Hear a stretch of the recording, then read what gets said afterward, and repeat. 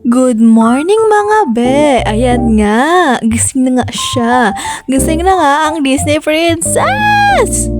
Ayan, unat-unat muna ng mga bato ang babae.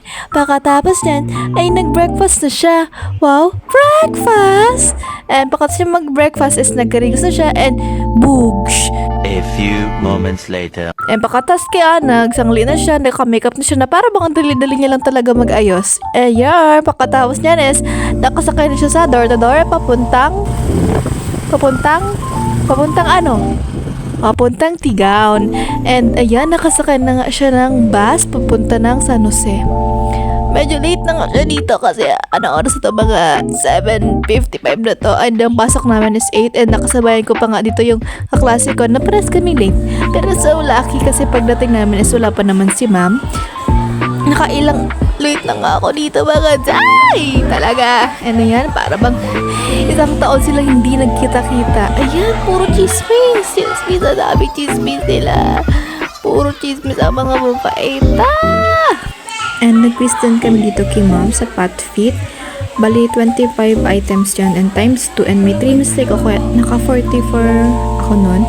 And bukas namin mag-check is nasa kantina ang mga babae. Ayan. Nasa kantina sila para kumain. And Jason! Hi ka sa vlog ka, be? And fast forward, so this time may may exam kami sa Soslit.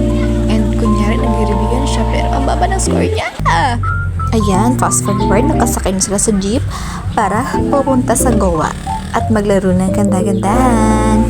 Alright, and napagplanuhan nga nilang pumunta sa Goa. Kahit hindi naman nila deserve kasi ang bababa ng score nila sa exam. Talaga ang mga babae yan. Make-up gusto, review ayaw. Yan kayo magaling. Ayan. And papunta na sila sa LCC. Gumastos na naman. Yan talaga. A few inches later. Fast forward, nasa LCC na sila na para ba ang bibilis sila maglakad. Ayan. Papunta na sila kung saan mauubos ang pera niya. Yan, over sa gastos ka talagang babae ka na. Para bang anak ka ng kontraktor. Ayan, hagahanap-hanap na nga siya kung ano ang makakaubos ng pera niya. Ayan. And kaya ko konti lang yan pero nasa 200 yan. Pauwi na sila ay hindi pa pala kasi may dadaanan pa silang another gastos na naman. Talagang mga babae kayo. Kala nyo talaga anak kayo ng mayaman. Ayan. Yan na nga, nakapunta sila. Yan, todo ano kayo dyan. Tama ang gagastos niyo mga babae kayo.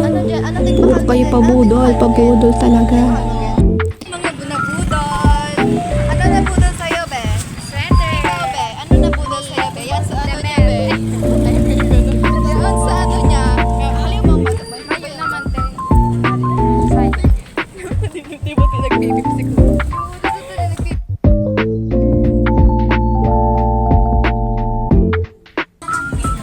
And yes, nasa bus na sila. Ayan. Para bang dadali talagang kumilos ng mga babae na yan. And yan. Super dudog yun. And nasa hepa na. And lalapot nyo na. Talaga. Ayan. Nakapabon sila sa bus. And naghahamon sila ng door-to-door papuntang Abo. Ayan. Hanapin nyo. Maghanap kayo. Ayan. And ayan. Fast forward. Ayan. Nasa bahay na siya. Boogs. Nautosan na siya magprito ng isda.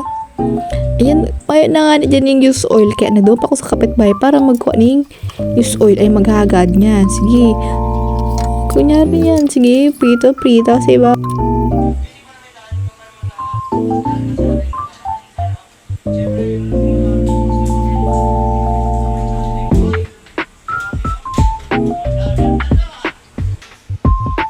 Babae. Ayan.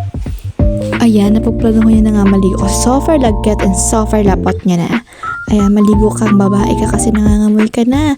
And mag-freshen up mo tayo. 1, 2, 3, boosh. Ayan, para bang sobrang fresh mo na. Okay, talaga.